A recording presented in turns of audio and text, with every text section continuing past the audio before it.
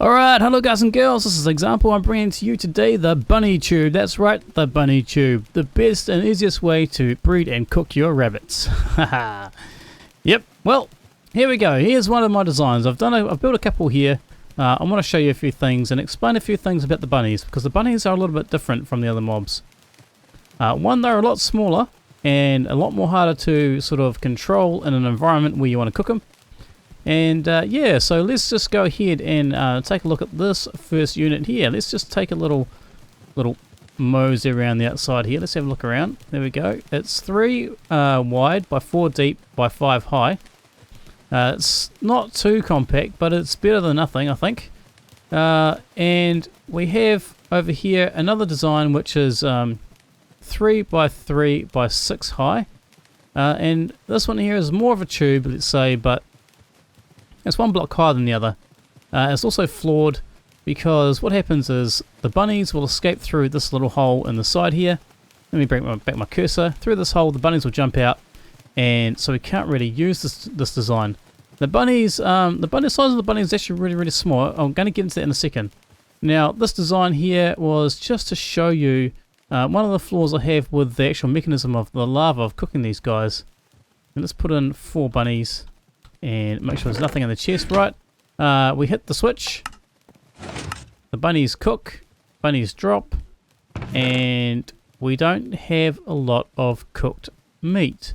So I believe that somehow the meat is actually getting burnt up in the lava in that machine.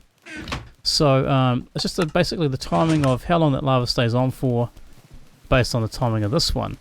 So before we move down there and explain a bit more of those ones, let's check this out. So we've got a little baby bunny in there. That bunny is going to probably not die, but it's going to get cooked in this design because it's not set up to deal with baby bunnies. But let's just turn it on anyway. Right, so those bunnies have been cooked in a shorter time in the lava. So their drops will make it into the chest. There we go, that's quite a few drops, so that's working pretty well. Now, baby bunnies don't seem to die with the same amount of burn time as fully grown rabbits. That may be a bug, or it may be intentional, but yeah, the baby bunnies do not die the same as don't have the same cooking time as the large bunnies, so that's a bit weird. Alright, let's go down here, and this one here is 3 by 3 by 6. It is based on the hopper clock timer as before, and let's just take a look at this. All the buttons are on the inside of it, so it doesn't extend the actual width and the width and depth of this machine. So let's turn that one on. Alright, there we go, bunny's cooking. And there we go, and all the drops should make it into that chest. Even though it looks like we didn't quite get them all. So either something's locking the hopper, which I don't think it is it? No. Yeah, so we've got a bit of burnage there, maybe, or maybe the other bunny didn't drop, so I don't know. I just can't work it out. I think the timings are still a little bit buggy in the snapshot, and I'm pretty sure all the stuff will sort itself out a bit later on. Now, you can extend this or give more storage to this design by having another chest down below here and putting the button on the front, but I chose to put it on the inside so that we didn't increase the footprint. So to do that, all we're doing is pretty much just placing some hoppers directly into those chests like that, and then items will filter through and drop all the way down. So anyway, that's part of that. So one way to get around burning up the drops of the bunnies and killing the baby bunnies is to place a half slab above a hopper here like that, and that will then allow us to kill the adult bunnies only and not burn their drops. I think that's probably the best way to do it, but that would extend these other designs by another block, which would mean we're looking at 6 high for this one and 7 high for the other. So it comes down to a matter of preference there, and I think for the meantime, while the bunny code's all getting written and getting worked out, I think we should just go with this design for now.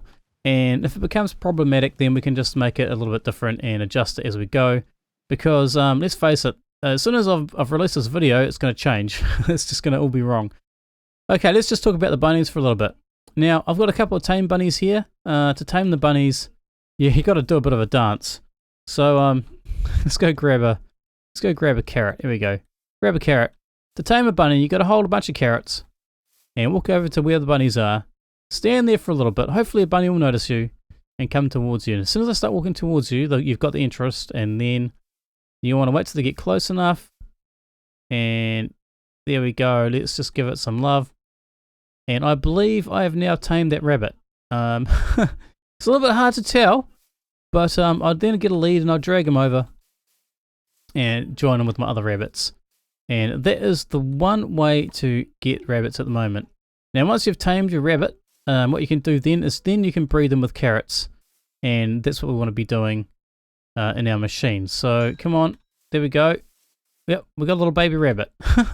So these two breed instead. Okay, so these are all tame. And that's how we're going to use carrots to breed our rabbits. Now, I actually don't have any tamed carrots. I don't have any tamed rabbits in my farms. These are all spawned rabbits. So this really isn't going to show you really how to do this properly, but let's assume that this spawn egg is a carrot, and I'll just simply come up here and then I would breed my rabbits with carrots, and then down would drop my baby rabbits down the bottom here like that. Right, simple as that. Now we're gonna have to wait till these baby rabbits grow up before we push that button. If we push that button, what's gonna happen is, hello little guy. What's gonna happen is we'll actually cook those rabbits to one hit of their life. Those little baby ones, they got a different burn time to the larger rabbits. So don't go pushing the button until they're fully grown. Oh man, I tell you what, these rabbits are really, really painful to deal with. Okay, let's just take a look at something else with these rabbits. Now, these rabbits the hitboxes are a bit bizarre. Let's grab a clay block and let me explain a little bit what I mean. Let's grab this block here. Now, let's say this block is 1 by 1, right? Now, let's assume that this, what I'm about to make here, to scale, is a 1 by 1 block. Now, a little baby rabbit is the size of 1/8 of the block. So inside this block here, if we took a little chunk out here like this, represented by that, a little rabbit would sit in there. In fact, a little rabbit is pretty much the same size as a flower pot. Alright, so if we place a flower pot inside 1/8 of this block here, that's about the size of a baby rabbit. So that's why they can actually escape through little holes. So yeah, but pretty much you can fit 8 bunnies inside one block, little baby bunnies. Now, an adult bunny is a little bit different. From what I gather, I believe it is the size of that, or kind of like half a block. So if you cut the block in half like that, that's about the size of an adult bunny.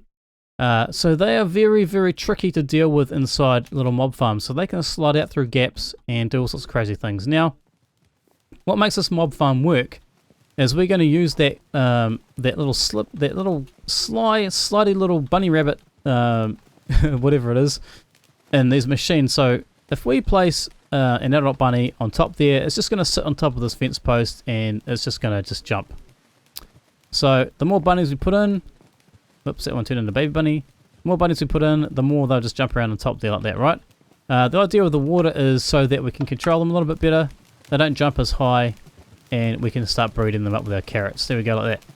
Now, when a baby bunny, let's turn the water off. When a baby bunny is spawned by breeding, can't see from all the love hearts, you might just be able to see down the bottom there, if I turn this to F1, you'll see the baby bunnies just drop down the side of the fence post there like that.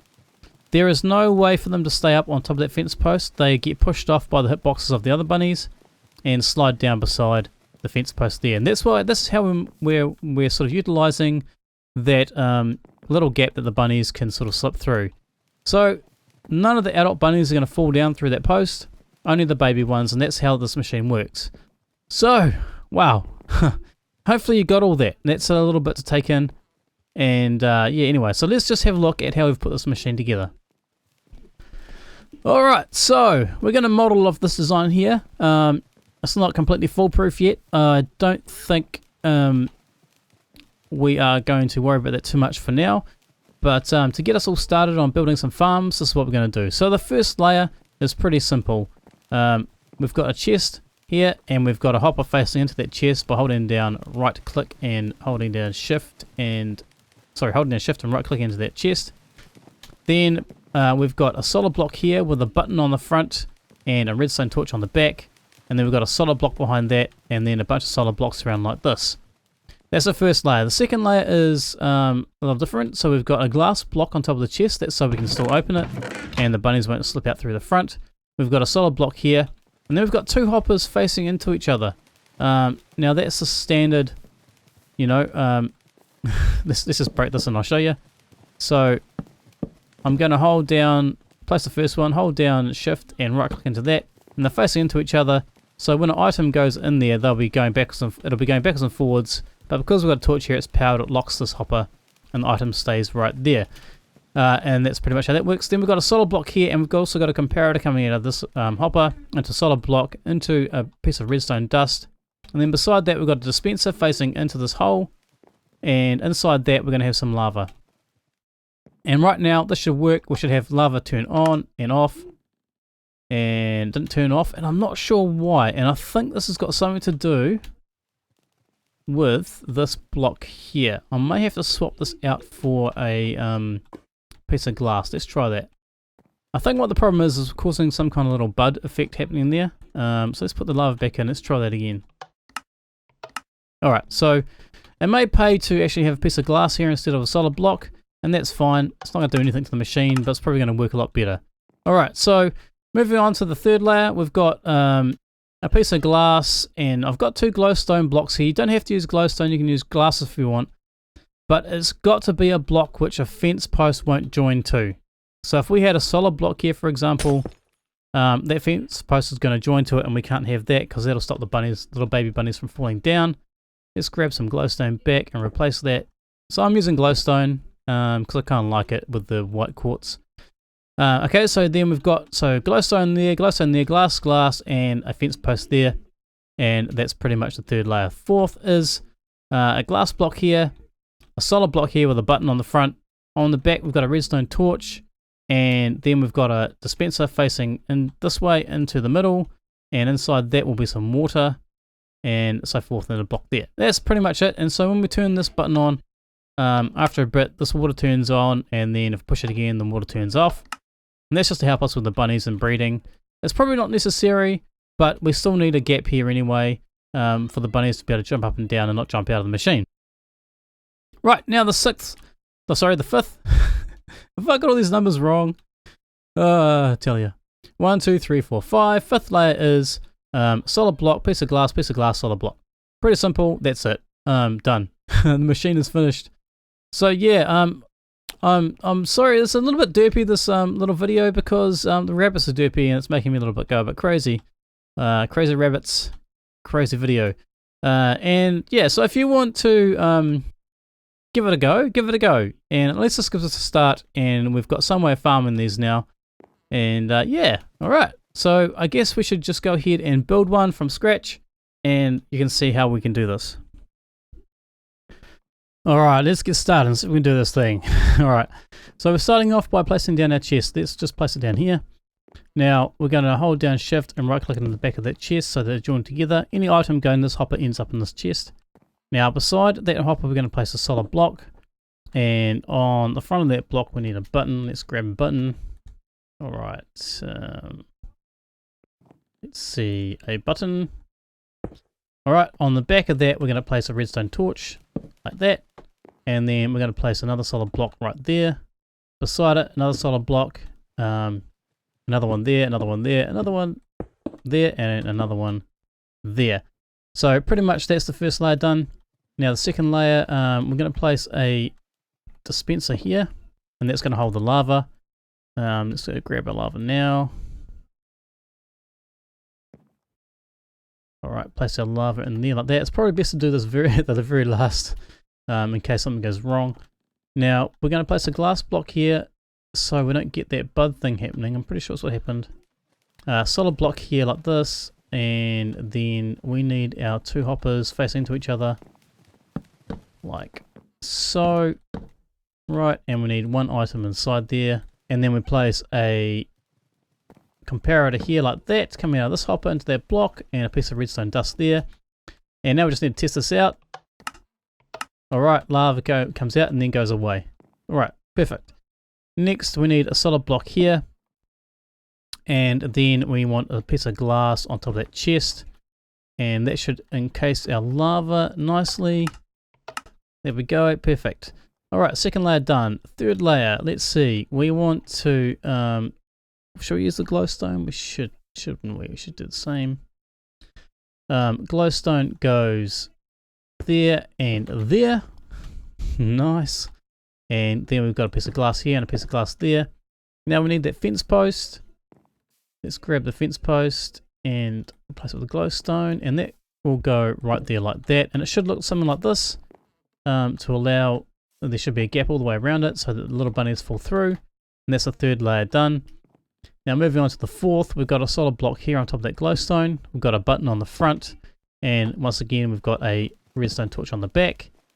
And then we've got another dispenser, which is going to be right there. And inside that we're going to place a bucket of water. Like so. Then next to that we're going to place another solid block to make it look similar or symmetrical-ish, if that's not actually a word, which it isn't. A piece of glass there, and that is the fourth layer done. Now the fifth one, which is the final one, we're basically just going to put a block here, glass there, and that's it. So when we turn the water on, the water should come out and stay there, not drop down. Put it on, turn it off again, the water should go away. Lava comes on and goes off. And that's pretty much it. Next thing you need to do is get your bunnies, these guys, in the hole.